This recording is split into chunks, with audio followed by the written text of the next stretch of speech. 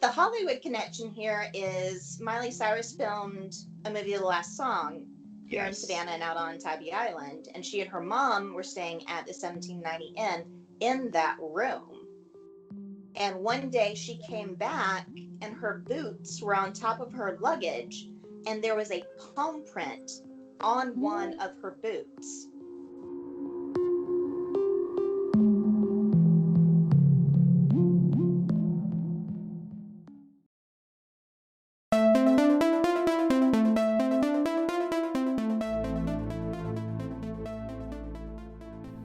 On today's Hollyweird holiday episode, we get Hollyweird not in California, but in one of the Hollywoods of the South. We are going to get Hollyweird in Savannah, Georgia. And there's one person that's going to help us get Hollyweird in the South, and that is haunted historian Enocha Edenfield. Enocha is not only a walking textbook of Savannah history, but she is a haunted walking textbook of haunted Savannah history as well. She is going to take us on a haunted Hollywood Savannah film locations tour. Yes, Enocha is going to take us on a few famous film locations that have quite a few ghost stories, and they're going to make you rethink visiting Savannah twice. So grab your gree-gree bag, your Selenite, and possibly some holy water and some comfortable shoes, because we are going to take a haunted Savannah tour with Enocha Edenfield of Savannah, Georgia. Let's get Hollyweird in the South again for the holidays, y'all.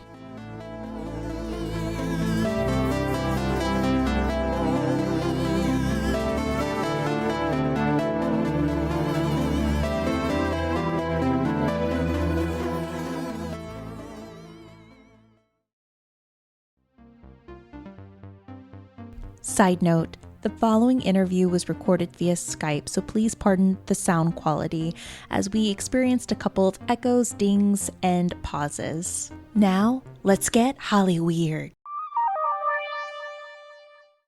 Welcome to Hollyweird Paranormal.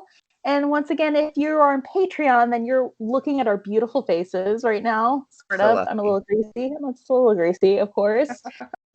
First off, you're in for a good treat.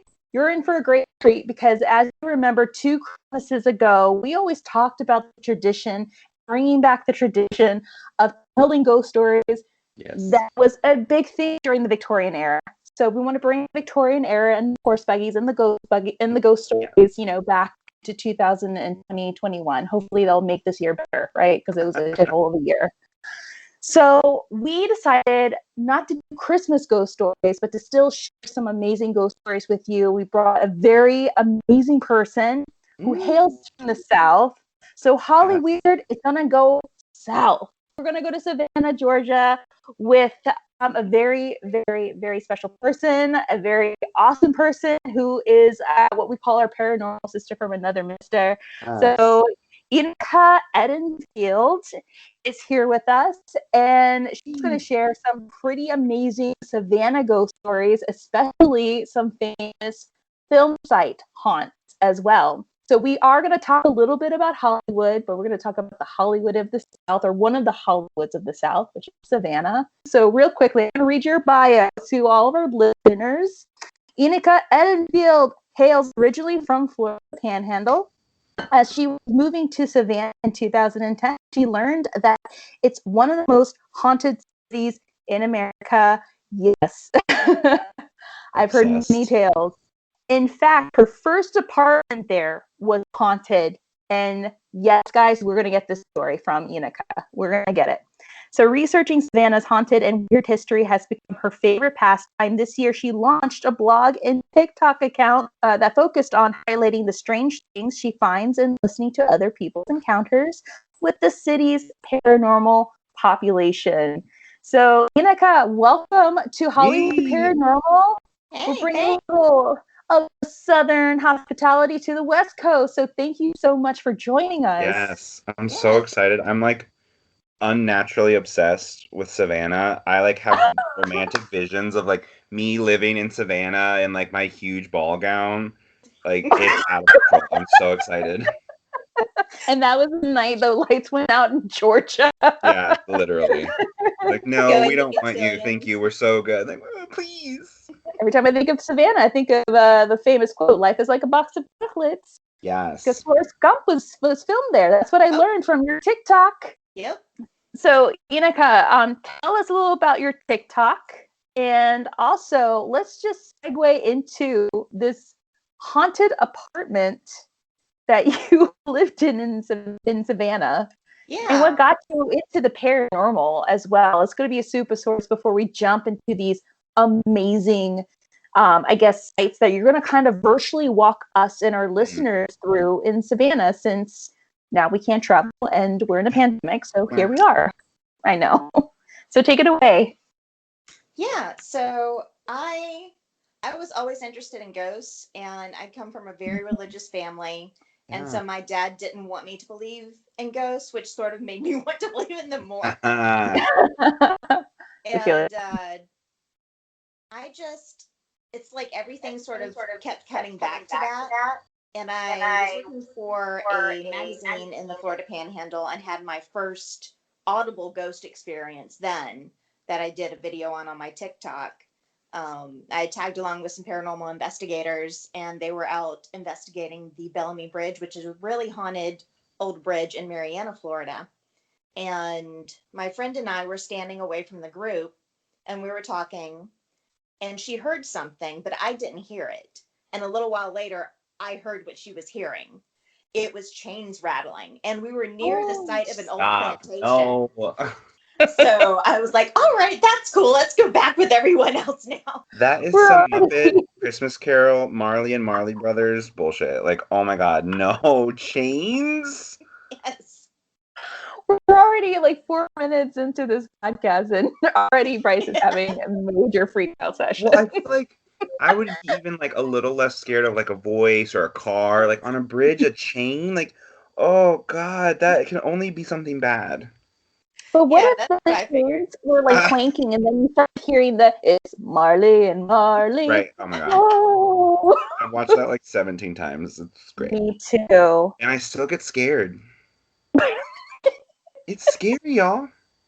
And then after all that, I end up moving to Savannah, which is one of the most haunted cities in the country. And it's a city that's literally built on dead people. Yep, true that. I hear you, living in New Orleans, yeah. What go wrong? So, Bryce, you're just going to have to get over that if you come to visit. You're going to be stepping on dead people at some point. For Savannah, I'll try. Shuffling on the flip-flops. I moved into this really cool old Victorian house, and it was split into 3 apartments. There was one apartment on the first floor, and upstairs was 2 apartments. And I lived in the upstairs back apartment. And I was meeting my neighbor across the hall. His name was Sam. He's a photographer. And his first words to me were, "So do you believe in ghosts?" And so, of course, this is going to end well. And I said yes, because, growing up in the South. And he was like, "Cool. So I have a ghost in my apartment. He might come over to yours, but mostly he just stays in mine. If he does come over to yours, don't worry, he's harmless." He could start paying rent then. Right? Right. And he found out about the ghost because after Hurricane Katrina, a medium from New Orleans moved into the downstairs apartment. And she told him, "Hey, do you hear that tapping sound on your window, the window that's not near any trees?" And he said, "Yeah, I've heard that before. I just thought it was like a bug or something." And she said, "No, that's a ghost. And he told me to tell you that he just wants something blue in the apartment. So if you put like a blue candle or something on your mantelpiece, he'll be cool with you." Oh my God, I'm getting like goosebumps. Oh. So Sam did that. And then after about a year, Sam moved. And the apartment was vacant for a while. Oh no. And every once in a while, I had 2 cats at the time. And every once in a while, they would stop and stare at the door that connected to the hallway. Oh God, I can picture that exactly. Cats do that. It freaks me out. And I would just say, "Hey, Bob," and then leave it at that. And after You a gave while, it a name. Gave it a name. but he would only ever come into my apartment when Sam's apartment was vacant. Because after he moved out, someone else moved in. She moved out after a little while, and then another couple moved in. So it was only when it was vacant that he would come into mine. Now, when he would come into your apartment, would he do anything else aside from tapping on the door, or would you ever feel his presence? No, I just figured that he was coming in because he was bored and wanted to see somebody else. Got to see somebody else. I hope not seeing you taking a shower, undressing, or anything. Girl, then I'll be having to charge him for the shows, Yeah. Did any of the other residents, did they notice, or were they kind of in and out so quickly? They were in and out pretty quickly. Oh, okay. Would you hear anything in regards to, like, they saw someone, or? Sam was a divorcee. She had recently gotten divorced. So she wasn't at the apartment very often. I did wake up one night because my bedroom was shaking, and I figured out it was because she had a friend over. And like I said, it's an old Victorian house, so if you do something in another room, the entire house feels it. Oh, yeah, so it goes like, I thought you meant the ghost was like, no conjugal visits. Like, okay, I'm gonna need you to, like, back off. No, I'll put a candle wherever you want me to put a candle, but, like, if you're gonna monitor my visits, no. He's like, Enocha, I'm gonna be back. I'll be right back. I'm just gonna go check on that noise for a bit. Do you still live in that apartment? No, okay. I haven't lived there in a while. We actually have our own place now. Oh, nice. Good. Is it haunted? No, it's haunted. Okay. Yeah. I've done a couple of cleanses just to make sure. Smart. Good. Very smart. So it turns out that you know the spots that we're going to talk about in Savannah, famous locations of these films. Oh my God, I can't wait, because I'm a big fan of Forrest Gump and Midnight in the Garden of Good and Evil. I'm so here for this. Same. That is like one of my favorite books of all time. Books and films, especially Jude Law in that movie. Oh, yes. I always forget that it was a movie, too. Oh, yeah. Like baby Jude Law. I know. Jude Law. This is lightly related, but it's also off topic. We have a patient that comes into my office, and he is exactly, when I read the book, how I pictured the main Savannah character, like the older gay debutante man. Mm-hmm. Oh, I've actually never seen the movie, so I don't know who plays it in the movie. Who is it in the movie? His name's Jim Williams, but he was played by Kevin Spacey.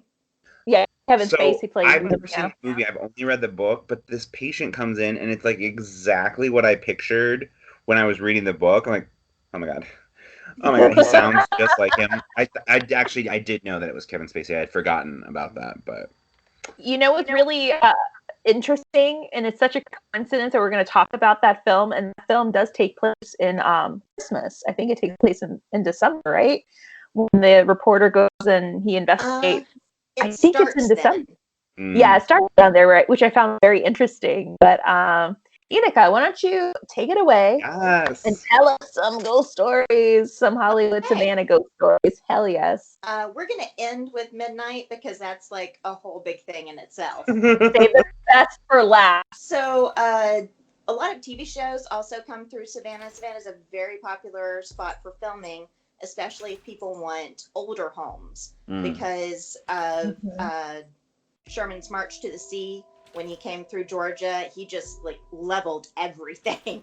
So if people are filming in Atlanta, but they need an older home, they come over here. So recently, the show Council of Dads, which unfortunately is not getting a second season, was filming here. And one of the scenes was at a restaurant called Huss, which is funny because the building that they were in was burned to a husk before they remodeled it.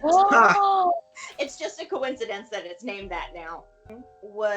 It's known to everybody here as 12 West Oglethorpe. It started off as a residence. It was built in 1898.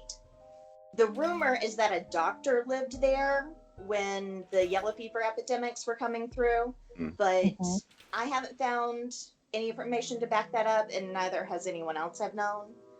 So we're not really sure who lived there to begin with. I know that Juliette Gordon Lowe, the founder of the American Girl Scouts, her family did live there for a little bit. Oh, random. Yeah. And then it was an Elks Lodge for a while. And then it was a Montessori school for a while. And then it was abandoned in the 1980s. And then after that, it did catch fire. And the back portion was burned.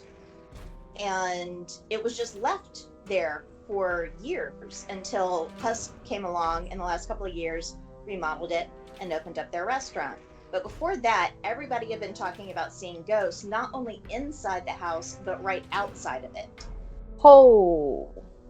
People would see shadow figures. Everyone swears that they saw a man leaning up against the front of the house like he was waiting for his ride to come pick him up. No. Yeah. And even now, after it's been remodeled and turned into a restaurant, they still have problems with electronics. Like, electronics will just randomly power down or lose battery power. Man. So it's still a very haunted location. We just don't know why. Wow. That is so interesting. And you just never know. I mean, who is even buried underneath that building? You never know. The amount of foot traffic, and what has been absorbed in the location. I can't even imagine. Oh my goodness. But also because now it's a restaurant, I'm sure it's stirring up so much energy. And we've talked about this in our last episode about that, the haunted jail from one of our listeners' tales. You know, there's this constant rotation, you know, the stresses of being a server, you know, stresses of working in the kitchen, that could culminate. For sure. I have haunted every restaurant I've ever worked in. Because I hate food service so much, and I'm so bad at it. A lot of Savannah restaurants are haunted. Like, I could do TikTok videos for days just on haunted Savannah restaurants. Oh my God. You have a lot of coverage for days on that. It's insane, really. In fact, that leads us into our second haunted location, which is just around the corner. Julie Roberts' film Something to Talk About was also filmed in Savannah. Oh, hell yes. And one of the locations is now known as the Sixpence Pub. It's a British-themed pub.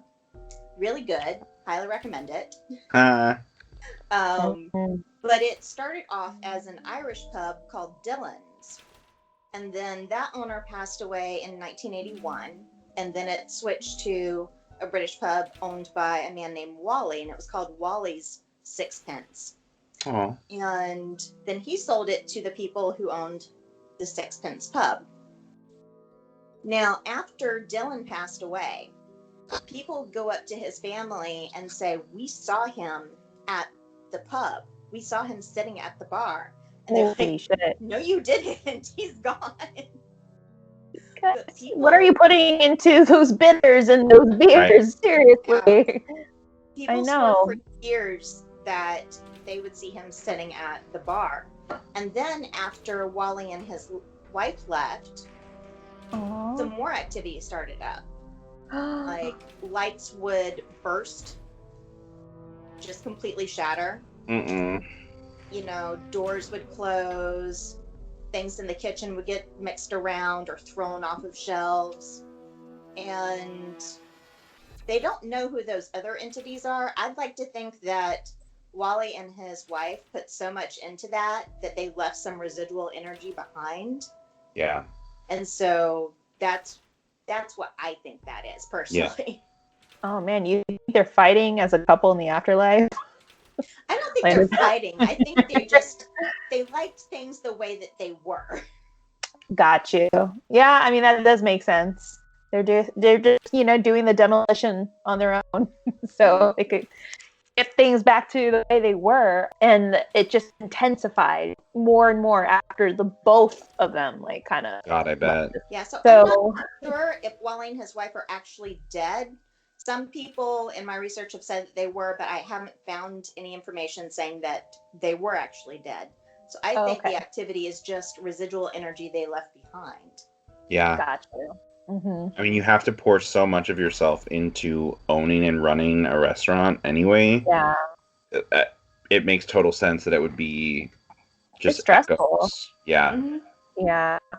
I had an ex that owned a restaurant in New Orleans, and it was, I barely saw him certain months and certain times. So don't get me started on Easter Rush. Yeah. It was a seafood restaurant, and he was like, I'm going to be, quiet and in the dark during Easter. I'm like, I totally understand. Call me after the Easter Bunny leaves, and we're good in the hood. It's fine. I wonder if, like, one of the preliminaries or person that's being interviewed, like, do you believe in ghosts? Yeah, right, girl. Every single server that I know in Savannah has had some experience with a ghost. Every single one. Oh my god. Wow. I mean, look, if I'm gonna haunt somewhere, it's probably gonna be a restaurant. Like, let's just call that out now. Like, oh, they serve cheese sticks? Like, we're good. I'm gonna haunt this place. Like, it's fine. Like, spooky. So I used to work leave some cheese sticks out. It'll be fine. I used to work at the NBC affiliate here in town. Oh, yeah? And one of my coworkers and I both had a deal. If something happened and one of us started to die, the other one had to drag her body out of the building, across the street to the baseball stadium, because we'll haunt the baseball stadium. We're not haunting the station. Yeah, that's smart. That's really smart. That is smart. Well planned out. I like that. I love a good plan. I know. I love that. If we start dying. Start dying, drag my body to an In-N-Out or whatever or something. So leading on to another haunted location that is a restaurant, bar, and also an inn. The 1790 Inn, which is a highly requested place anytime I do ghost tours, is one of the older standing buildings in Savannah, because Savannah's had fires and hurricanes. We even had an earthquake. Oh my god. Yeah. An earthquake? Yeah, the epicenter was actually in Charleston, but we felt it all the way down here. It was in the 1800s, though, so it was way before my time. Interesting. Oh my wow. God. But yeah, so it's one of the oldest standing structures, and it's actually several different buildings that were eventually combined. Mm. So there are two ghosts that haunt the restaurant and bar portion, but there's one ghost that everybody knows. They call her Anna, and she haunts one of the rooms in the inn. Everybody has a different story about who Anna is and why she's there, and I'm still trying to figure out who she actually is. I'm digging through historic records, and so far I'm not having much luck, but I know for a fact that she exists because one of my friends had a run-in with her. Oh, damn. Yeah. Oh, I hope it was decent. It was. Okay, good. So Anna haunts room 204, and Bryce, making a note of that, never to ask for to room 204. I'll be in the opposite. Yes. And Bryce, you'll be fine. She just likes to cuddle with guys. As my boyfriend can tell you, he's like, let's cuddle. I'm like, nah, I'm good. I don't want to do that. I don't want to do that. I'm good. But there have been so many stories of men who checked in either by themselves or with their wife, girlfriend, whoever, and were laying down and thought that their significant other had laid down with them because they felt that pressure on the bed and maybe even felt an arm across them. Turned around, no one was there. Ugh. Oh, but with man. women, she tends to be a bit more playful. She hides things from them. Hell no. My friend, she and her husband stayed there for their honeymoon. They lived in Savannah, but they just wanted to do something really low-key, so they stayed the night there at the inn. And she was taking off all her jewelry at the end of the night, put it in one spot. The next morning when she went to pack everything up, she couldn't find her necklace. She tore that room apart looking for that necklace. Oh, no. And she was like, well, I guess I got to tell management that I'm missing my necklace. And so if they see it, they can call me and I'll come back and get it. So she heads out of the room towards the lobby. And one of the house cleaning people were in the hallway and saw her walking and asked her if she needed anything. And she was like, yeah, my necklace is missing. And the woman said, oh, that's Anna. Don't worry, it'll turn back up. And What? okay. So she walked down the lobby, told them, like, hey, my necklace is missing. They're like, no worries. If we see it, we'll call you. So she and her husband left, went back to their home, which is here in Savannah. And after their wedding, they had not been back home. They went from ceremony straight to the room. Her necklace was in the driveway. Oh my God. What? And I was like, well, at least she was nice enough to return it. And my friend said, yeah, but it's a little disturbing that she's not bound to the location. How did she know where they lived? Like, oh my God. Hell to the no on that one. Yeah. But not only is she a klepto, she's a stalker. Like, hell no. Hell to the no. That is so... I thought you were going to say it was like in her luggage or like in her pocket, like in their driveway. Oh my God. Oh, hell no. That's when you move. Like, you just have to move at that point. Like, I know, or from the driveway. In the driveway, is that even possible? Oh my God. No. Oh God, no. But the Hollywood connection here is Miley Cyrus filmed a movie, The Last Song, here in Savannah and out on Tybee Island. And she and her mom were staying at the 1790 Inn in that room. And one day she came back and her boots were on top of her luggage and there was a palm print on one of her boots. So I think Anna was trying to take off with her boots, but they were just a little too heavy for her. And she just had to obviously. I mean, the older Miley gets, the more chunkier her boots are. Do you have any necklaces? So, jumping over to Forrest Gump now. Yes. Forrest Gump was filmed in a lot of places all around Savannah, but the opening scene where he's sitting on the bench is in Chippewa Square. Okay. And just fun fact, if you ever come to Savannah, the bench is not there. It's in the Savannah Museum, which is attached to the visitor center. Oh, wow. Yeah. Okay. So if you want to see the bench, it's there. But if you want to see the location, you can still come to Chippewa Square. Right. Okay. And next to Chippewa Square, on the square actually, is the Savannah Theater, which is one of the oldest continually operating theaters in the U.S. Oh, wow. And it has been rebuilt and remodeled multiple times because those two fires that went through Savannah damaged it. One of the hurricanes that went through Savannah tore off part of the roof. So oh, man. It doesn't look anything like what it originally looked like. Sure. But it's very old. It was built in 1818. So it's seen a lot. And there are 3 ghosts that have been identified. There might be more spirits. One of my friends has a theory that there are more spirits there. But there are 3 that everyone talks about. So there's Betty, who was an actress. And every once in a while, people will see her on the stage during performances. She'll be standing off to the side wearing a white hoop skirt. Obsessed. Same. See, you guys should team up. I know. Are you sure you're not going to be her for Bryce? Seriously, yes. Bryce Theater hoop skirt makes sense. Oh my gosh. We'll do the sisters number from White Christmas. Yes. And then there's a little boy, because of course there's always a small child watching somewhere. Yes. Always, little girl or little boy goes laughing in the background. I bet he laughs, right? Yeah.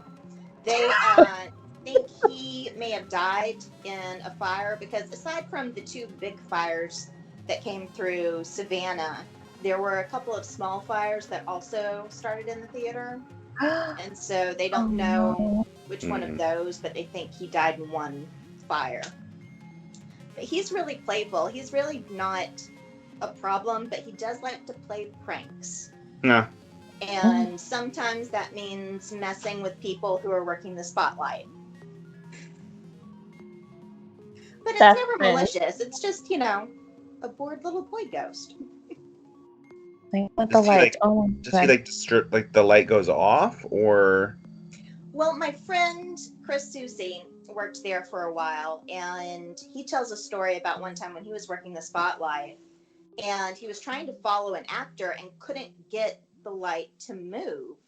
And when he turned around to see what the problem was, the cord had been tied up in a bow and was preventing him from moving the light anymore. I'm sorry, but these ghosts of Savannah are freaking next level. They're like, I don't know if they surpass American It's like Horror a bow. There's like a little note on it. Like, yeah. Okay. I mean, there's House of Haunted Hill Ghosts, then there's American Horror Story Ghosts, and then there's Casper. I feel like they're at this level of American Horror Story. Yeah. Oh my god. As far as I know, none of them wear bondage gear, though, so that's good. Okay, that's wonderful. That's wonderful. Good. And the third ghost is called the Director. And hell no, I'm done. My friend Chris Susie ended up actually finding out who he was. Oh, wow. Because the actors would often hear someone up in the balcony clapping and cheering them on when they were doing rehearsals. And the first couple of times it happened, someone ran up there to see, did somebody sneak into the theater, and there was no one up there.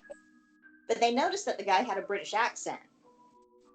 And my friend Chris found out that for a while, the Savannah Theater was a movie house. It actually showed films, not just stage performances.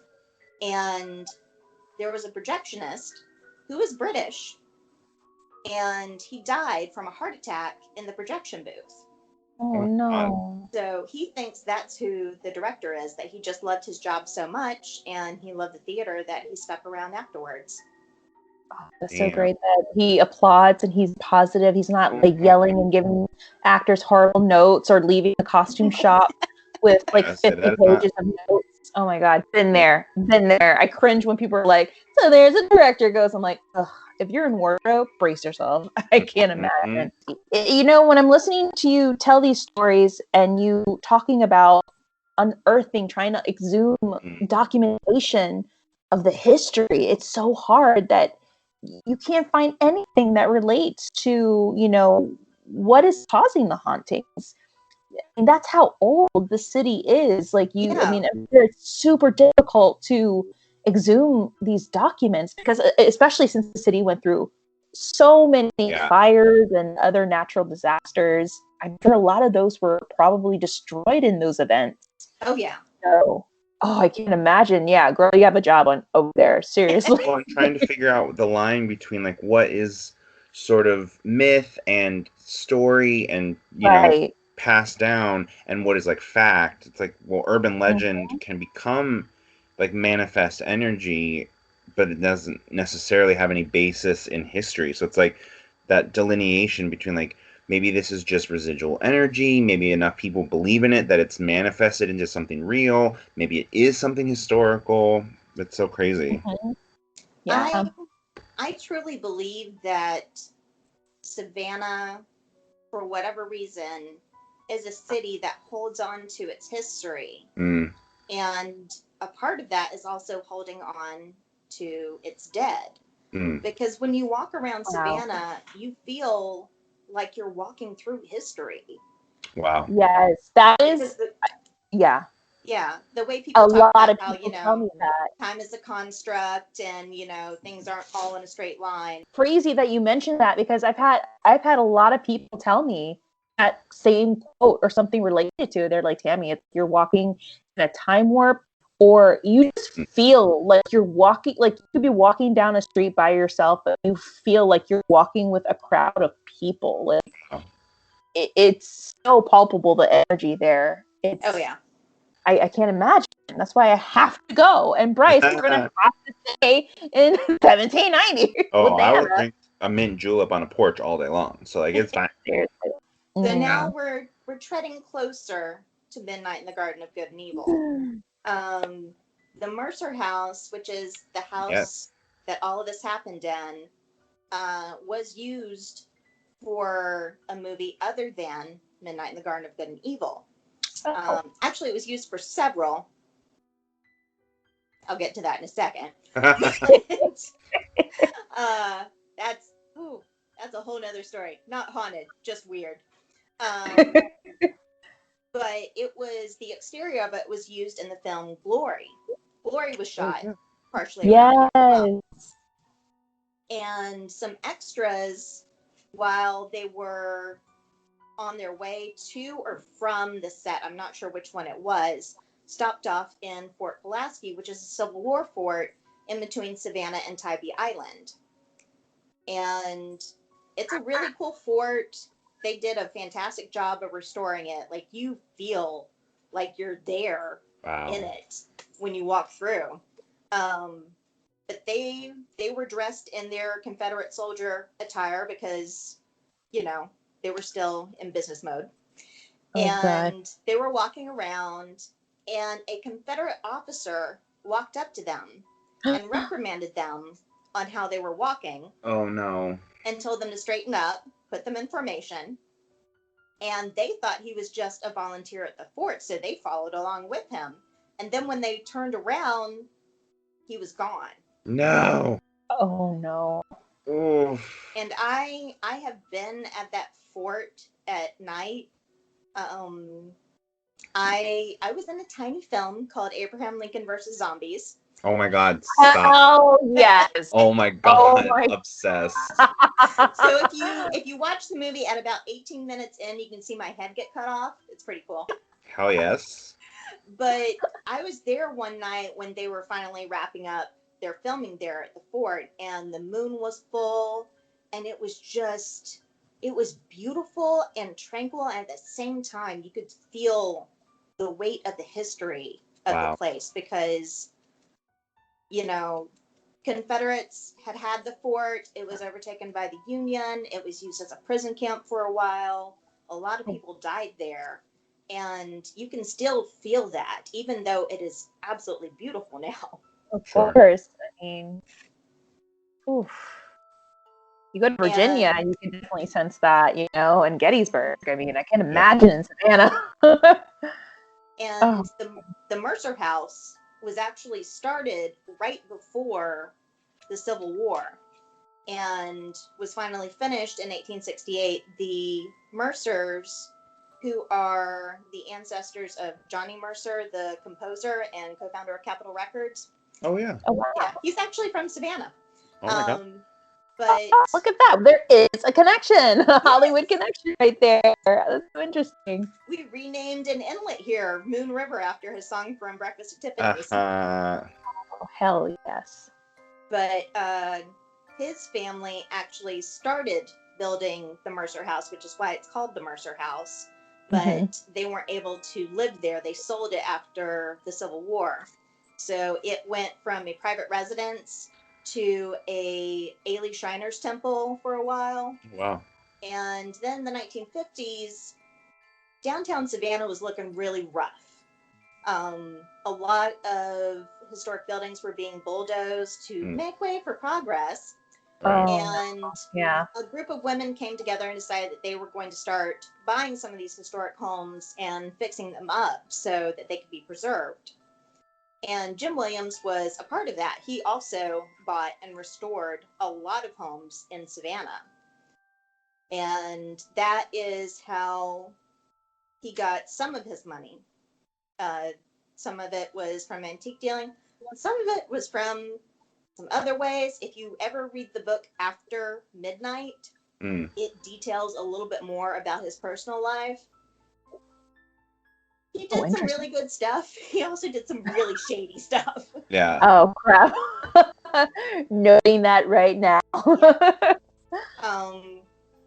Since he was an antiquities dealer, he also had some Nazi paraphernalia that he collected.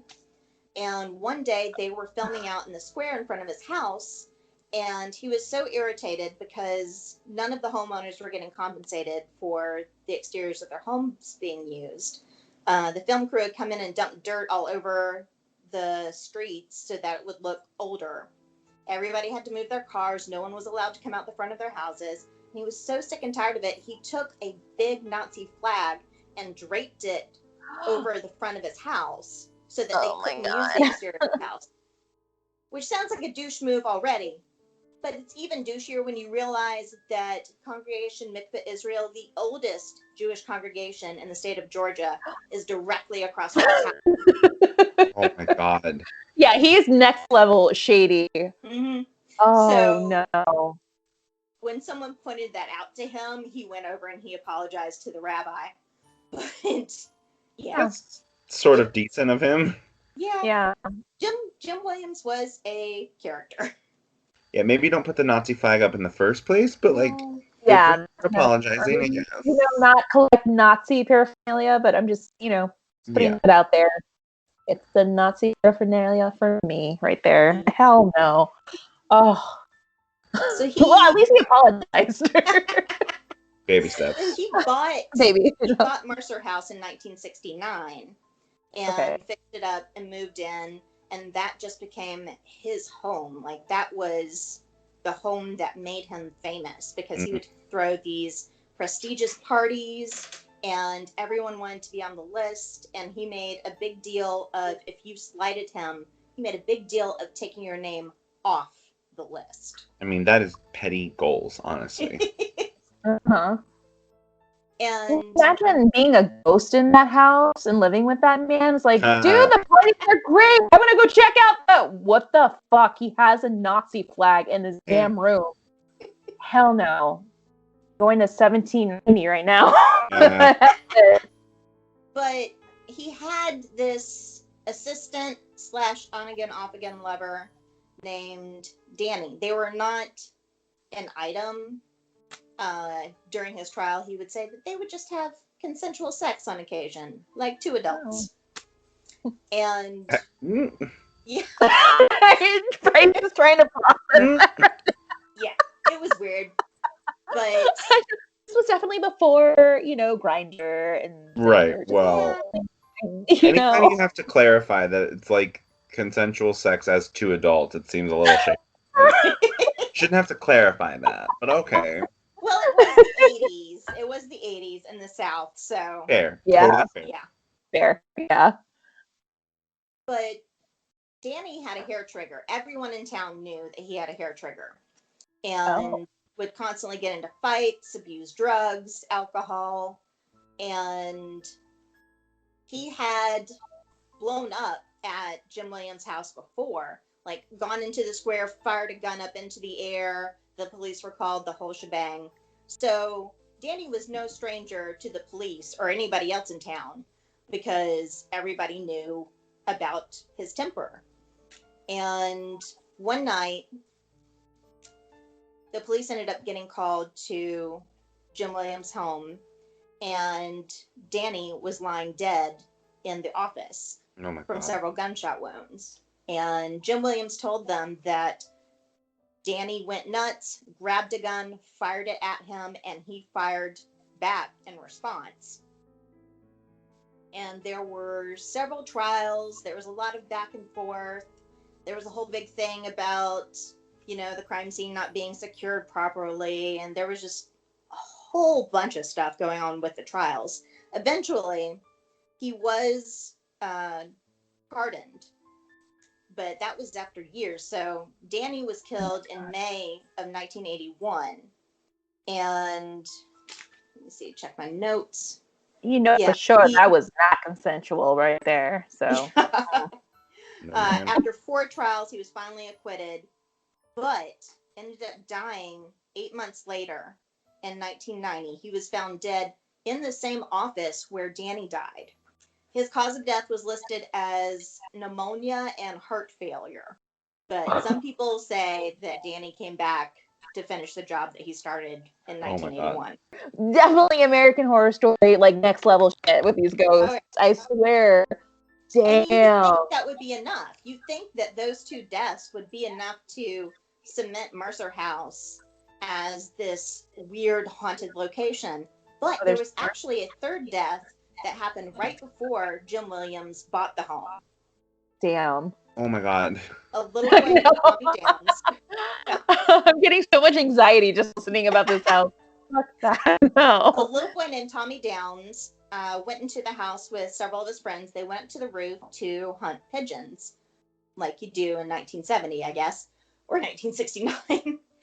And the little boys were up on the roof, and they say that Danny was there 1 second and then gone the next. Oh my God. And they looked over the side, and he had fallen over the side of the building, and there's a spiked fence that runs along the side. No. Yeah. He landed on that and then bounced off of that. There's a small little trench that runs along the side of the house as well, and ended up falling in there. Oh my God. To this day, you can go look at that spiked fence, and one of the tips is missing. Oh my God. And that is so what a sad. horrible way to go. I know. Now we just made it in Final article, Destination mode. Oh my God. Yeah, in the newspaper article, they said that he just lost his balance, but there are other people who say that he was pushed by an unseen force. And then with the death of Danny, and then with the death of Jim Williams, there are some in the community who say that that house is bloodthirsty. That it just my God. Now, since Jim Williams' death, I don't know of anybody else who has died there. His sister lives there now, and she's fine. So, I don't know. Maybe whatever entity lives there is appeased now. Or she's like, you know, because I feel like based on just the book and the biography, like he was such a flamboyant, flagrant kind of character. Yeah. It seems like that could exacerbate a lot of energy in general. He obviously was a very charismatic and polarizing figure. Oh, yeah. So I think that probably applies to, like, the afterlife, too. Like, his energy was certainly, like, out there. Exactly. Absolutely. Oh, my gosh. And so there's another location tied to Midnight in the Garden of Good and Evil that is also haunted, because of course it is. The opening shot of the film, when Skylark by Johnny Mercer is playing, there's an aerial shot that goes over Bonaventure Cemetery and then zooms in on the Bird Girl statue. Oh, right. Right. The famous Bird Girl statue, who is no longer at Bonaventure Cemetery. She got way too popular, and they moved her to the Telfair Museum. Oh, damn. But Bonaventure Cemetery is still an absolutely gorgeous cemetery. It's really more of a park than it is a burial ground. It's just a park with a lot of headstones. Sure. Yeah. Ventura here in California, they have a park like that. It's just a cemetery. And people have picnics, they play. Yep. They walk their dogs over dead people. Yeah, why not? But there is one grave in there she's a very famous grave. Her name is Little Gracie. Sure, her parents they ran a hotel in downtown Savannah. And everyone loved Little Gracie. She was the unofficial greeter of the hotel. She liked to be in the middle of everything. And one year, right before Easter, she got sick with pneumonia and ended up dying. And her parents were heartbroken. She was their only child. Oh. And after she was buried, they commissioned a sculptor named John Walls, who did several other grave sculptures out at Bonaventure and other graveyards across Georgia. And he constructed a lifelike statue of her that sits on her grave. And everybody likes to go past her grave. Anytime I walk my dog at the cemetery, because it's not too far from our house, we always stop by Little Gracie's grave and we say hello. Aww. And people leave little presents like coins and little toys and things like that on her grave. And when I'm walking past the cemetery tours, I can hear them talking about it. And they always tell people that the legend goes, if you take anything off of her grave, that her statue cries tears of blood. No. Oh, damn. No. Which is kind of metal for a little 6-year-old girl. Yeah, right? Like, okay, Hot Topic. What's up? Oh my God. That's not the only cemetery in the area. There's actually 3 cemeteries that are all right there. And just north of Bonaventure Cemetery is Greenwich Cemetery, which is actually where Danny Hansford is buried. He's buried there next to his mother. And that actually is another weird coincidence. Everything in Savannah is connected somehow. Oh, absolutely. Yeah, that's how it is in the South. It's just like 6 degrees of separation. Yeah. It's so wild. But Bonaventure Cemetery actually started off as a plantation. The plantation burned down, and then it was turned into a cemetery. Greenwich Cemetery had a mansion there, Greenwich Mansion. And Rudolph Valentino actually filmed a movie there before it burned down. Oh, no way. Yeah. It's a film called Stolen Moments. Oh. I did not know that. That's so cool. But then one night the mansion caught fire. It was a very dramatic thing. One of the children had to jump out the second floor window. She survived. And everybody inside survived. Falcon Lair, his home burned down as well. Part of it burned down from what I was told. So that's what a coincidence. Weird. Mm-hmm. But after it burned down, they sold the property. It eventually got turned into a cemetery, which is where Danny Hansford is. And sometimes I take my dog out there as well, and we walk around. There's an area where there used to be a dock when the mansion was still in existence.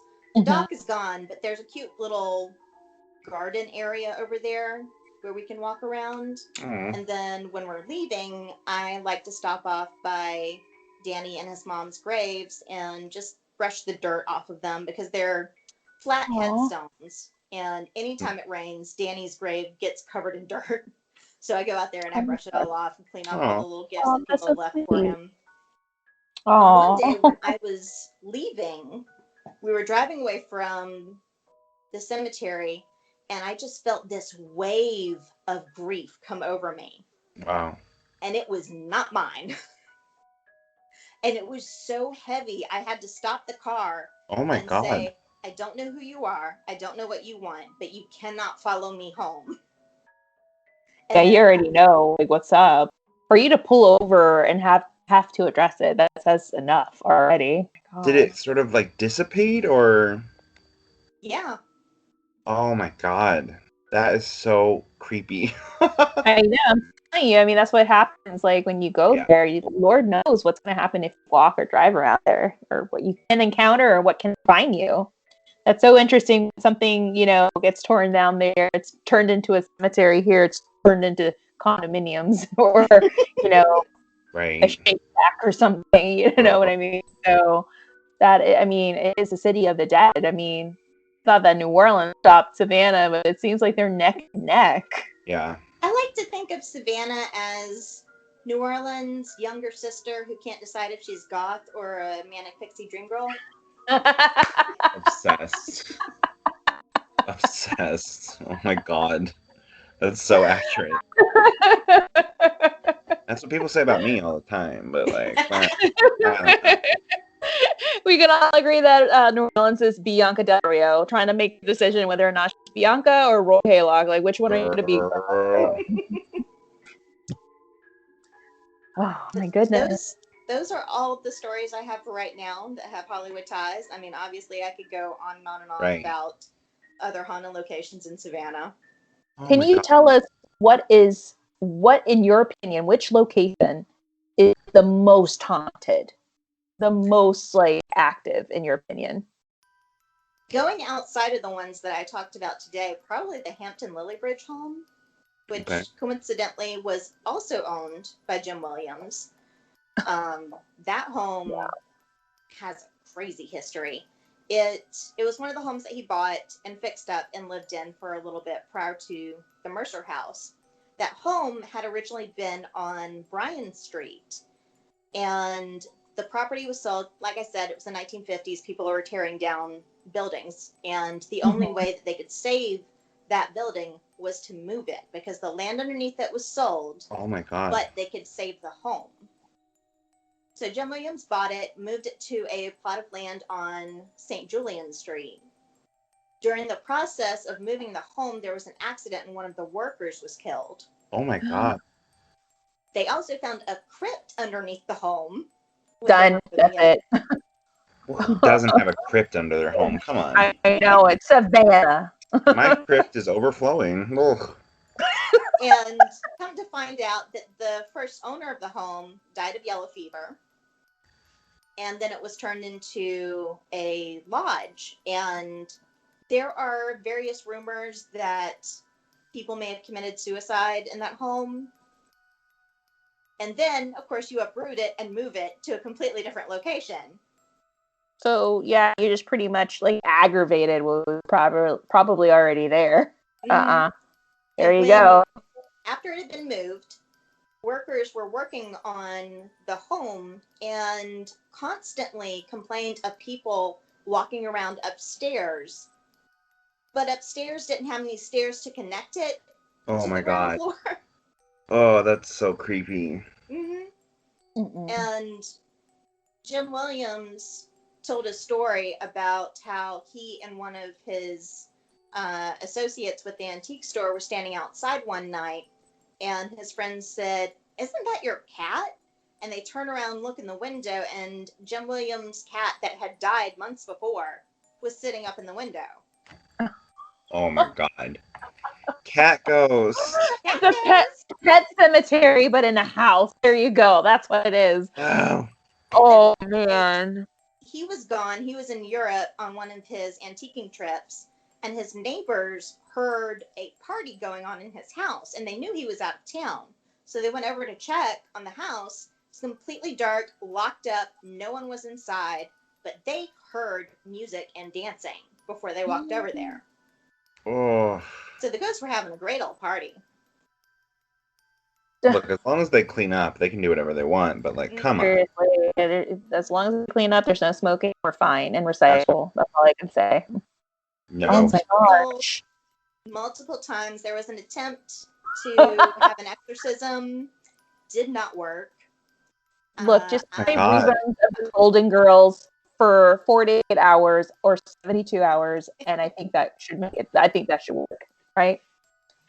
Well, I posted a video on my TikTok about the house, and a woman commented saying that she, as a profession, cleanses spaces for people. And she told me you were never going to get that house clean. There was a portal in that house that attracts spirits. You are never getting it clean. That is pretty much what I was going to ask.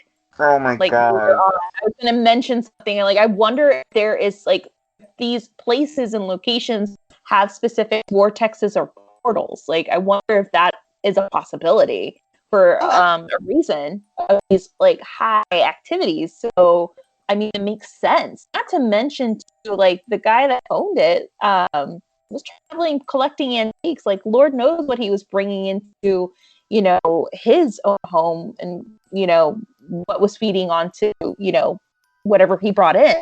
So, oh, no. I can imagine. Oh, my God. My anxiety. Whew. My Amex anxiety black card would be completely maxed out. I wouldn't. When you come visit, at this point. I'll just get you really drunk before we go on ghost tours. Done. Right. I'm good with that. I'm good. Because like New Orleans, you can walk around with an open container here. That is true. True. I was already sold, but now I've bought my ticket. I was lost and now I'm free in Savannah. That's hilarious. Of course you can. Obsessed.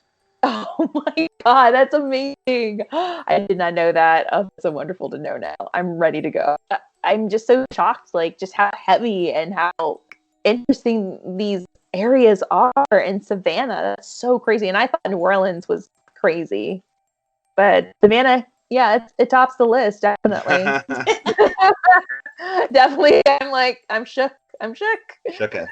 When I came to Savannah in 2010, before I got my job and moved here, my friend Tukwin was showing me around, and we were driving around downtown. She was like, "This place is haunted, and this place is haunted by this ghost, and this place is haunted." And after a while, I said, "Tukwin, I feel like you could save a lot of time if you just pointed out the non-haunted location." True.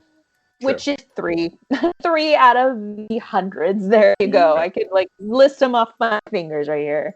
Oh my goodness.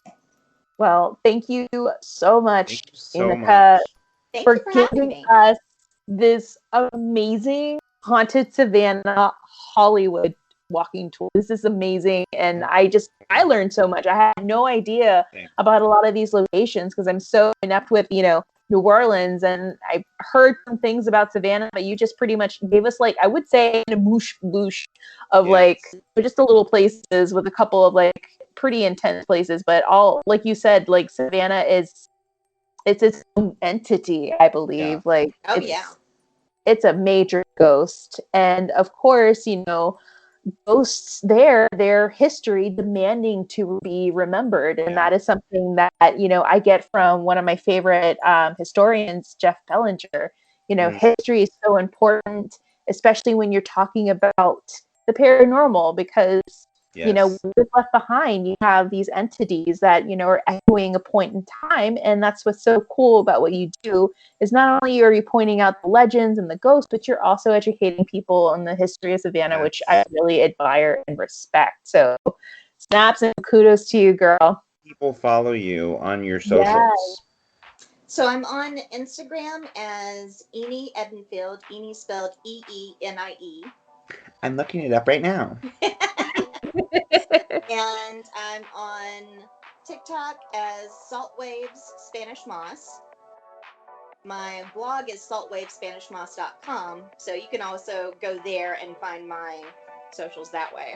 Nice. Yeah, we highly recommend that you follow her on TikTok, guys, to do these virtual 1-minute tours on her TikToks.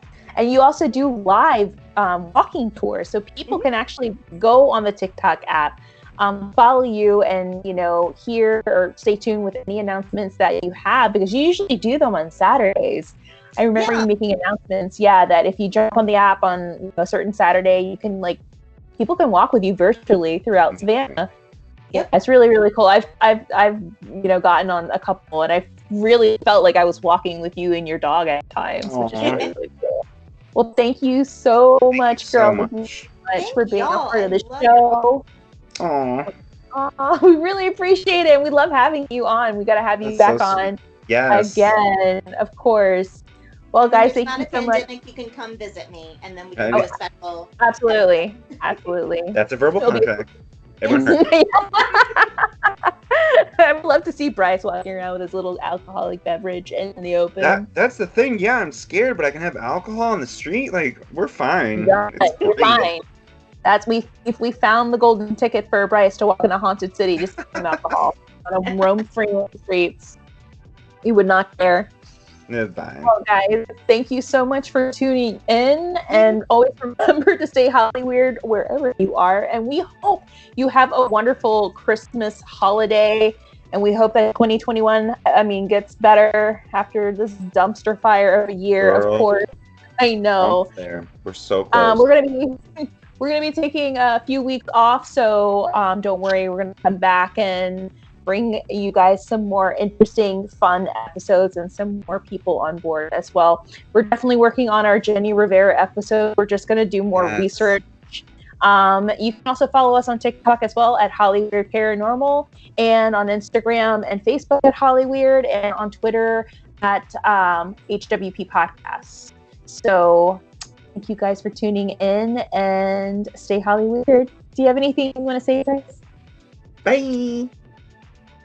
A huge thank you to Enocha Edenfield from Savannah, Georgia. Thank you so much, Enocha, for being a part of our show and giving us a virtual walking Haunted Savannah tour of these famous Savannah film locations. We do appreciate you and the history and the ghosts of Savannah. Bryce, not so much in regards to the ghosts. But if he's able to carry an open container of an alcohol beverage, probably a hurricane, then he's all fine. Also, guys, if you are interested in becoming a Hollyweird producer, then please head on over to our Patreon page. That's www.patreon.com/Hollyweird Paranormal. There you can learn a little more about becoming a Patreon member. And for as little as $1 or more per month, you can be a Hollyweird producer. And you can pay as much as $1 or $5 or $10 for 1 month, 2 months, or 3 months, a little little does go a long way. And yes, there are perks. You'll definitely be inducted to the Saturday Night Ghost Club, which is another secret podcast society where you get to hear ghost stories that I've collected from friends, co-workers, or people off the streets. Also, you'll be gifted in magnets, stickers, coasters to rest your iced coffees, and pins, of course. So head on over to our Patreon page to learn more information. We also wanted to give a huge shout out to our new Patreon members, Diana Von Nungary, Seth Beast, and of course, Erica Sean. Thank you guys so much for your donations. If you want to catch up with more episodes and seasons or learn a little bit about your co-hosts, then head on over to hollyweirdparanormal.com. There you can read our bios, you could browse through our merch store, you can also go through our social medias, and you can even learn more ways of how to get your Hollyweird Paranormal fix through other podcast sites such as Deezer, Castbox, Spotify, Stitcher, Blueberry.net, and so much more, even iHeartRadio. And if you want to stalk us even more, you can do so by going on our social media at Instagram and Facebook. We are at Hollyweird Paranormal, and Twitter at HWP Podcasts. And if you TikTok, then we are also on TikTok at Hollyweird Paranormal. Merry Christmas or happy holiday. And we hope that you have, like all of us, we all hope we have a great new year. And fuck 2020, of course. That's in everyone's mind. I'm sorry for cursing, but not sorry, because it was one dumpster fire of a year. And we hope that better things are to come for each and every one of you, for all of us, for everyone. We hope that you guys take care of each other, that you stay healthy, that you stay safe, but most of all, that you stay Hollyweird. Have a wonderful holiday, guys. Take care of yourselves, and much love. Take care, and we will definitely check in with you guys next year.